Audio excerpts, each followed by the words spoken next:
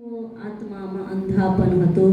તેઓ પ્રભુને ઓળખી ના શક્યા, પરંતુ ઘણા લોકોની આંખો, શિષ્યની આંખો ખુલી ગઈ અને શિષ્યએ ઈસુનું દર્શન જોયું અને ઘણાઓએ ઓળખી ના શક્યા. આજે પણ આ જ સમય છે, આવી જ પરિસ્થિતિ છે.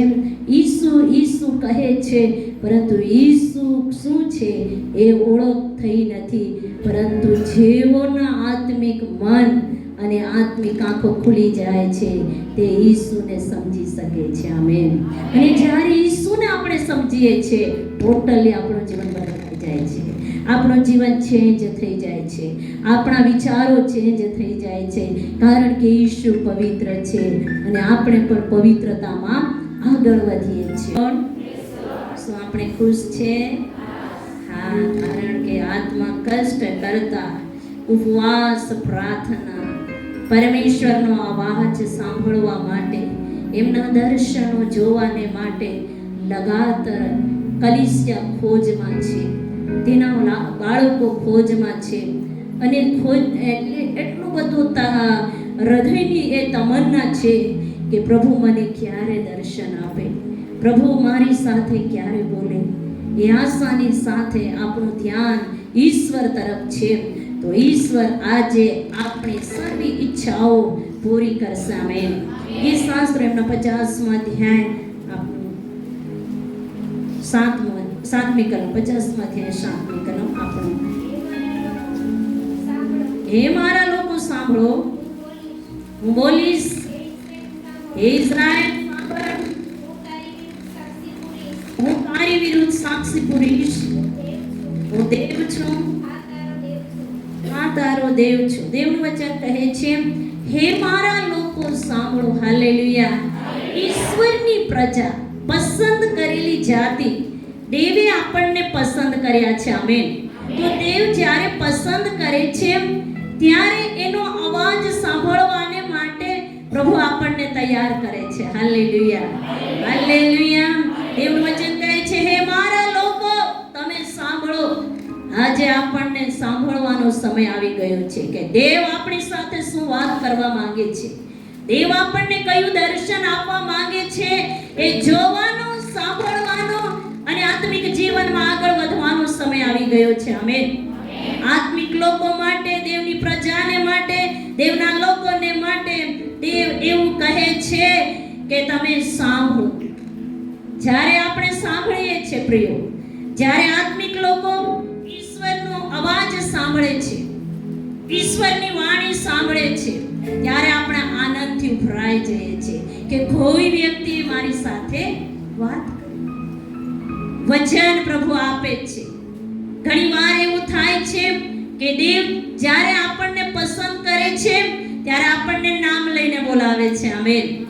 આમ તેમ નહીં, પરંતુ સ્પષ્ટ નામ આપે છે અને નામ લઈને બોલાવે છે. મારી દીકરી, મારા દીકરા, આપણું જે નામ હોય છે એ નામ લઈને બોલાવે છે. અને એ અવાજ આપણે સાંભળી શકીએ છીએ, સમજી શકીએ છીએ કે કોઈ વ્યક્તિએ મને બોલાવ્યો. પરંતુ આત્મા આપણને એ શીખવે છે કે ઈશ્વર તને બોલાવે છે. આમેન. આત્મા જે આપણને પવિત્ર આત્મા આપ્યો છે, એ આત્મા આપણને અગવાઈ કરે છે કે દેવ તરફથી આ વાણી છે, દેવ તરફથી આ દર્શન છે, દેવ તને બોલાવે છે, તો તું આ અવાજ સાંભળીને દેવના માર્ગમાં ચાલ. Hallelujah, hallelujah. આ દિવસોમાં પ્રભુ આપણને અવાજ આપીને ચલાવશે, વચનો આપશે, આત્માના માર્મિકતા, ગૂઢ રહસ્ય, ગૂઢ બાબતો પ્રભુ આપણને પ્રગટ કરશે.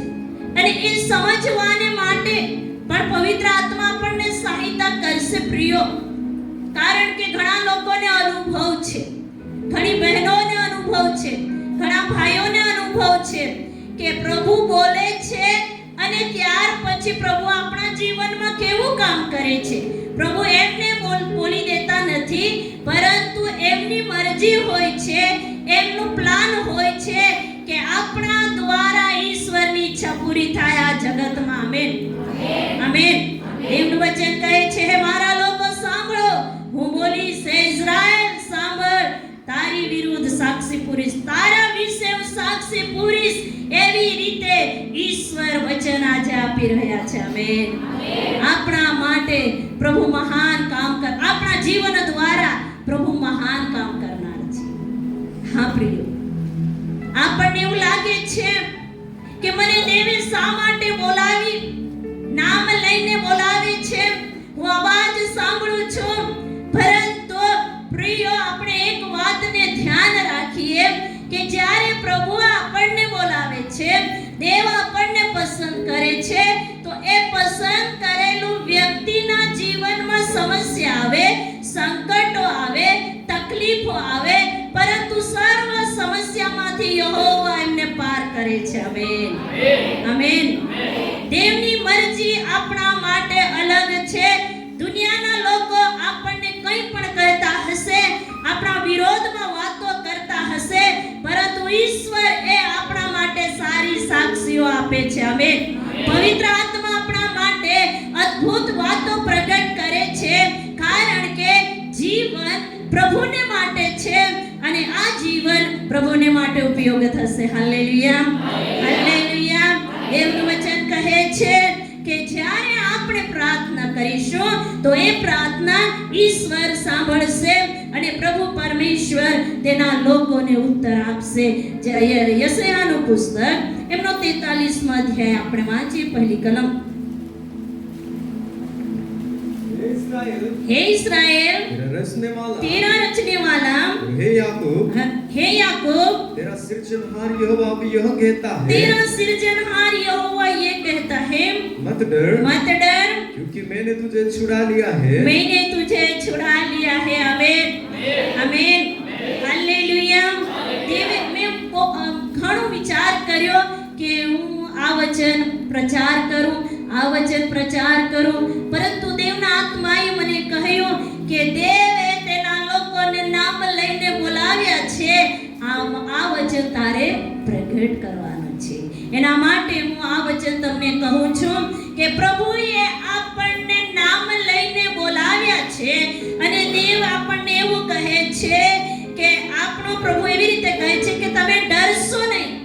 જેને પ્રભુએ બોલાવ્યા છે, જેને પ્રભુએ સેવા આપી છે, જેને પ્રભુએ બુલાહટ આપી છે, તેણે ગભરાવું નહીં, ડરવું નહીં. સમસ્યા આવે તો એ સમસ્યામાંથી પ્રભુ આપણને બહાર કાઢશે. આમેન. આમેન. દેવનું વચન કહે છે તારું નામ લઈને મેં તને બોલાવ્યો છે. એવી રીતે યાકૂબને કહ્યું. આજે આપણા ઘણાઓના નામ લઈને પ્રભુએ આપણને બોલાવ્યા છે. દેવે આપણને કામ સોંપ્યું છે. દેવની મરજી અલગ છે કે મારા બાળક દ્વારા, મારા દાસ દ્વારા, મારી દાસી દ્વારા આ કામ હું કરાવીશ અને પ્રભુ એ કરાવશે જ. આમેન. ચાહે આપણે કેટલા પણ કમજોર રહીશું, સમય આવશે અને પરમેશ્વરનો આત્મા પરાક્રમની સાથે આપણા ઉપર ઉતરશે. આમેન. અને પરાક્રમી કામમાં પ્રભુ આપણને ઉપયોગ કરશે. હાલેલુયા. દેવનું વચન કહે છે કે તું પાણીઓમાં થઈને જઈશ એટલે સમસ્યા, તારા ઉપર સમસ્યાઓ આવશે, સંકટો આવશે, તકલીફો આવશે, ઘરની સમસ્યા, બહારની સમસ્યા, જીવનની સમસ્યા, હરેક પ્રકારની સમસ્યાઓ આવશે, પરંતુ યહોવાનું વચન કહે છે તે તારું નુકસાન કરશે નહીં, કારણ કે દેવે આપણને નામ લઈને બોલાવ્યા છે. આમેન. હાલેલુયા. હાલેલુયા. હાલેલુયા. જેને દેવ નામ લઈને બોલાવે છે તેને કોઈ દિવસ પ્રભુ છોડતો નથી. હા પ્રિય, તેને પ્રભુ કોઈ દિવસ છોડતો નથી. આપણે છોડીને જવા માંગીશું તો પણ પ્રભુ અવાજની સાથે આપણને કહેશે, મારા બેટા, મારી દીકરી, મારા દીકરા, તું ક્યાં જાય છે? ફરીને તું મારી પાસે આવી જા. અને પ્રભુ આપણને હાક મારે છે. ઘણીવાર આપણી મનની મરજી પ્રમાણે આપણે ચાલીએ છીએ. દેવ આપણને જે કામ સોંપ્યું એ કામને આપણે સાઈડ પર મૂકીએ છીએ અને આપણી મનની મરજી પ્રમાણે કામ કરવા લાગીએ છીએ. ત્યારે આપણે અવાજ સાંભળીએ છીએ, મારી દીકરી, મારા દીકરા, તું શું કરે છે? અને એ સમયે આપણે પસ્તાઈએ છીએ. એ સમયે આપણે વિચાર કરીએ છીએ કે હું કમજોર છું, હું દુઃખમાં ડૂબી ગઈ છું, હું દુઃખમાં ડૂબી ગયો છું, પ્રભુ મને તું બહાર કાઢ. પરંતુ દેવના જેટલા પણ પાત્ર છે જેને પ્રભુએ બુલાહટ આપી છે એને અગ્નિ પણ બાળી શકશે નહીં. આમેન. એના અગ્નિને જ્વાળાની સમાન સમસ્યા આવશે પરંતુ એમના આત્માને નુકસાન થશે નહીં, કારણ કે આત્મા અને શરીર પર અધિકાર ઈશુનો છે. Hallelujah, hallelujah, hallelujah. દેવનું વચન કહે છે કેમ કે તું મારી દ્રષ્ટિમાં મૂલ્યવાન છે. આમેન. જેને દેવ પસંદ કરે છે તેને પ્રભુ કિંમતી અને મૂલ્યવાન તરીકે ઠરાવે છે. દુનિયાના લોકો તુચ્છ ગણે છે પરંતુ ઈશ્વરની નજરમાં એ કિંમતી પાત્ર છે. આમેન. આપણે પોતાની કિંમત આપણે પોતે નથી કાઢી શકતા, પરંતુ જેણે બનાવ્યા છે ઈશ્વરે, જેણે આપણને બનાવ્યા છે એ ઈશ્વર આપણી કિંમત કાઢે છે. કારણ કે એમના શરીરમાં જેટલું લોહી હતું, ઈશુના શરીરમાં જેટલું લોહી હતું એ લોહી આપણા પાપોને માટે એમણે વહેવડાવી દીધું. આપણી કિંમત એમણે ચૂકવી છે.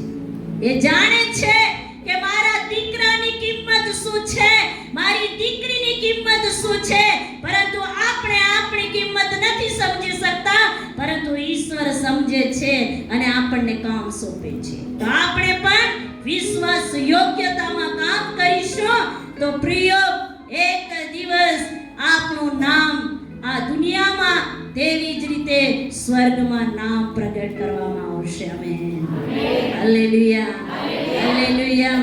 કારણ કે આ દુનિયામાં એવી સમસ્યાઓ છે, પાપના લહેરો ઉઠી રહ્યા છે, લહેરો આવે છે દુનિયાની તરફ આપણે જોઈએ છે તો ઘણીવાર સારા સારા લોકો પણ દુનિયા તરફ ખેંચાઈ જાય છે. પરંતુ પ્રિયો આપણે દુનિયાની બાબતો તરફ નહીં, કારણ કે દેવનું વચન કહે છે કે તારો જન્મ ના થયો એના પહેલા મેં તને બોલાવ્યો છે, પસંદ કર્યો છે. આમેન. દેવે આપણને પસંદ એ માટે કર્યા છે કે આપણે સારું કામ કરીને, આપણે સારું કાર્ય કરીને છેલ્લે આપણે ઇનામને વાસ્તે ઇનામ આપણને મળે એના માટે આપણે તૈયાર થઈએ. દેવનું વચન કહે છે જેને પ્રભુ પસંદ કરે છે પહેલા તો એના પર સમસ્યા આવે તો પણ સમસ્યામાંથી યહોવા એમને બહાર કાઢશે. આમેન. અને બીજું આપણે વચન વાંચીએ કે પ્રભુ જેને હાંક મારે છે અને જેને પ્રભુ બોલાવે છે તેના દ્વારા પ્રભુ બીજું શું કામ કરે છે. નિર્ગમન એમનો 3 અધ્યાય અને 4થી કલમ આપણે વાંચીએ.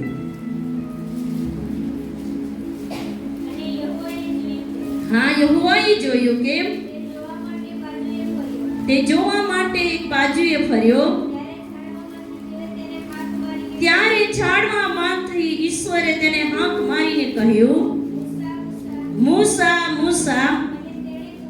અને તેણે કહ્યું કે હું આ રહ્યો. ત્યારે તેણે કહ્યું કે અહીં નજીક ના આવતો, તારા પગમાંથી ચંપલ કાઢ, કેમ કે જે જગ્યાએ તું ઊભો છે તે પવિત્ર ભૂમિ છે. દેવનું વચન અહીં કહે છે મૂસાને પ્રભુ જ્યારે બુલાહટ આપે છે ત્યારે એને અગ્નિની જ્વાળામાં દર્શન આપે છે. આમેન. એક ઝાડવું જોઈ છે અને એ ઝાડવું આગથી બળે છે પરંતુ ભસ્મ થતું નથી. એ શું હશે એવી રીતે મૂસા એ વિચાર કરે છે.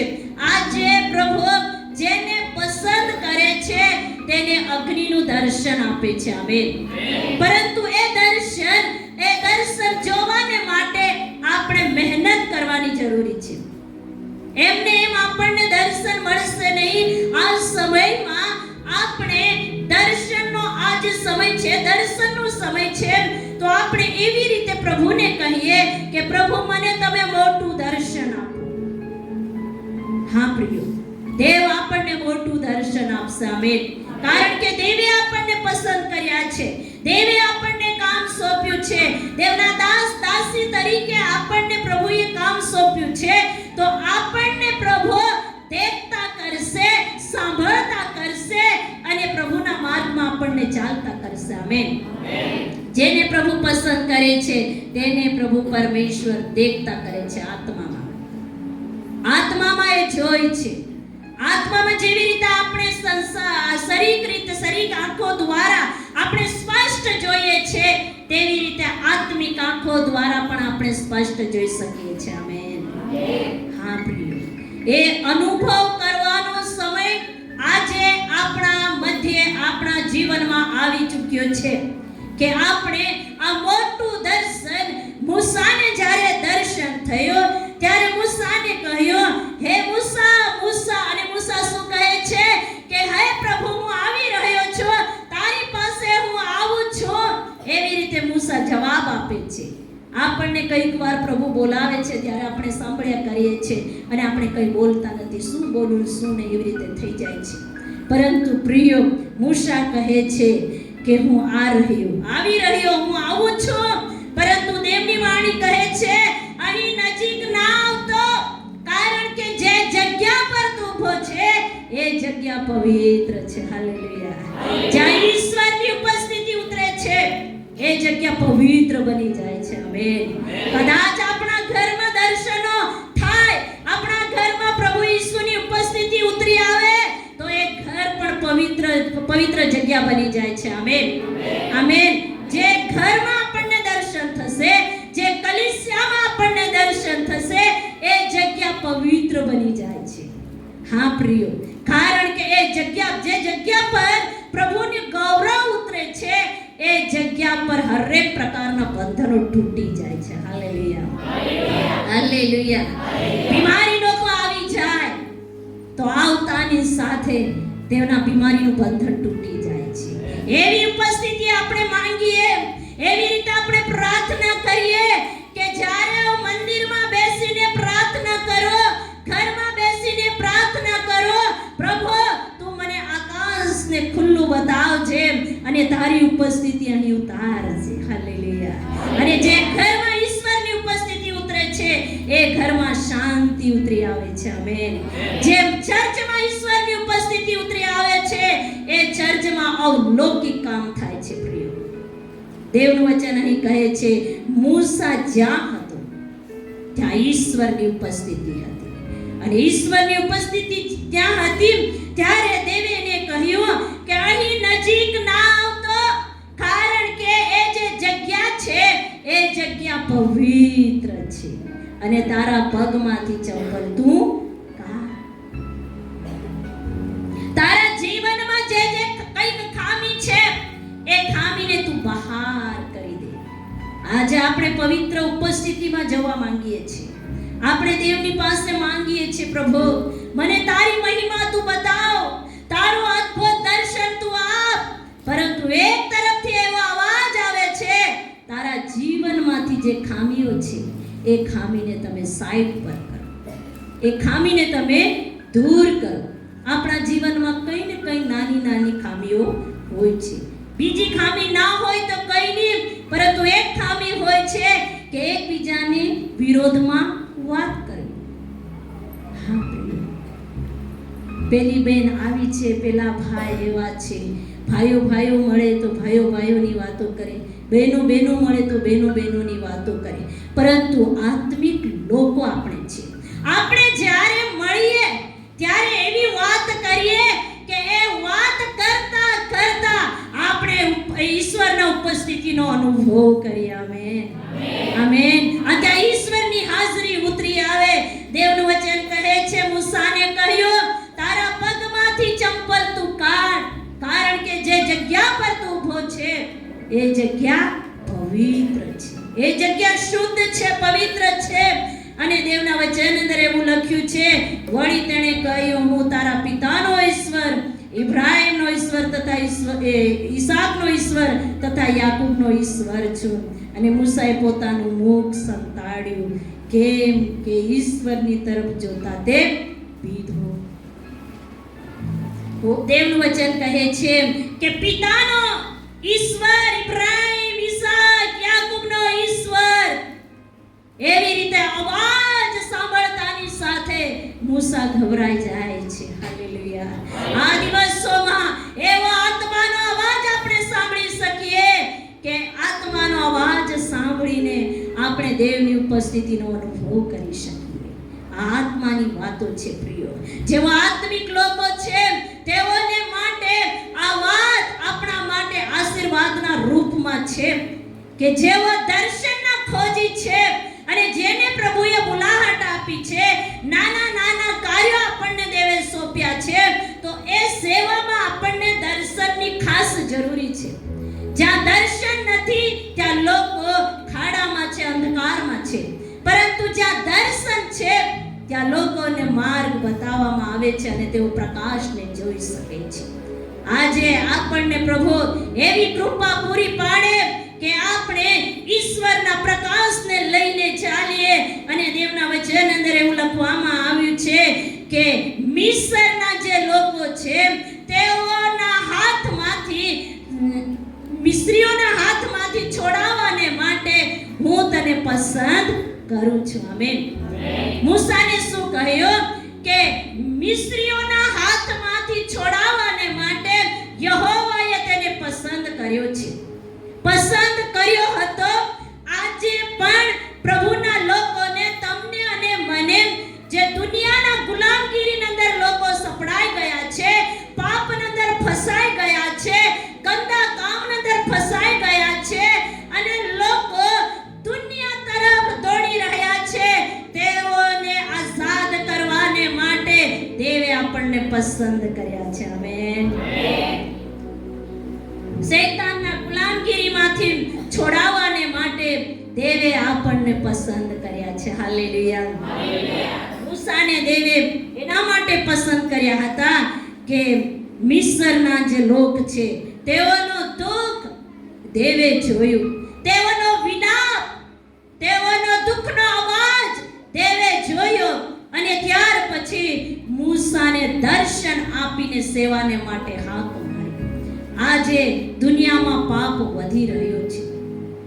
દુનિયાની અંદર લોકો વચન સાંભળે છે, વચન મુજબ ચાલતા નથી પ્રિય.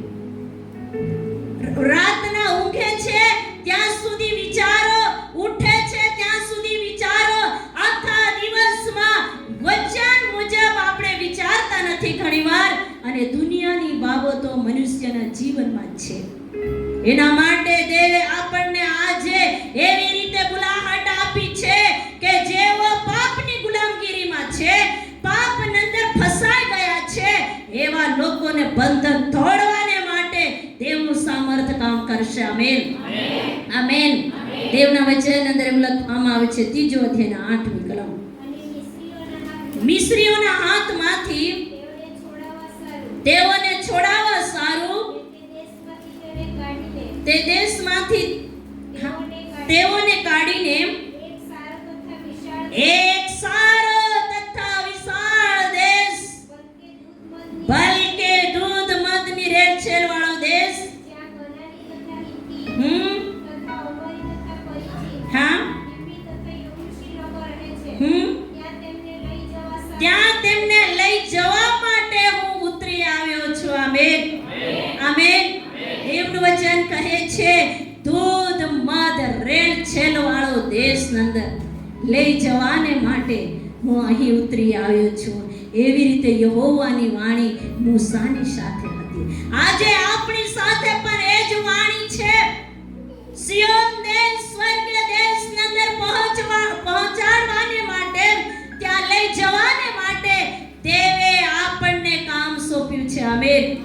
પરંતુ આપણે પોતે એ ગુલામગીરીમાંથી આઝાદ થઈશું, પાપના બંધનોમાંથી છુટકારો આપણને મળશે અને સાચા દેવના છોકરા છોકરી તરીકે આપણે ઓળખાઈશું. તો એક દિવસે પ્રભુ આપણને નામ લઈને બોલાવશે. આટલું જ નહીં, પરંતુ દેવનું વચન કહે છે જેને પ્રભુ બોલાવે છે તેના ઉપર સમસ્યા આવે, સંકટ આવે, વિપત્તિ આવે, કેટલા બી પ્રકારની સમસ્યા આવે, પરંતુ યહોવા તેને બહાર કાઢશે. આમેન. અને બીજી રીતે યહોવા જ્યારે આપણને બહાર કાઢશે ત્યારે આપણે બીજાને પણ બહાર કાઢીશું. આમેન. ગુલામગીરીમાંથી, શૈતાનના